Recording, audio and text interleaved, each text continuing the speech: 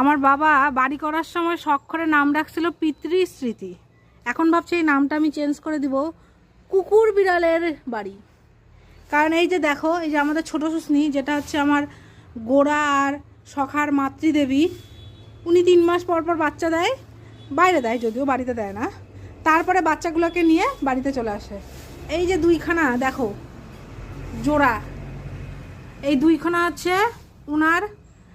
একজনকে তো দেখলাম বেটু, আর একজন বেটু না বেটি যাই না, আমাকে ধরতে দেয়নি একজন।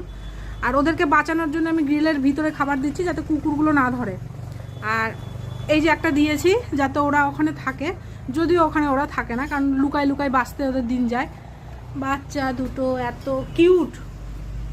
তো যদিও ওর নাম আমি ওদের ভেবেছি রাখবো, কারণ ওরা এখনো বাড়িতে সেটেল হয়নি। ওদের নাম রেখেছি টমটম। বাবা টম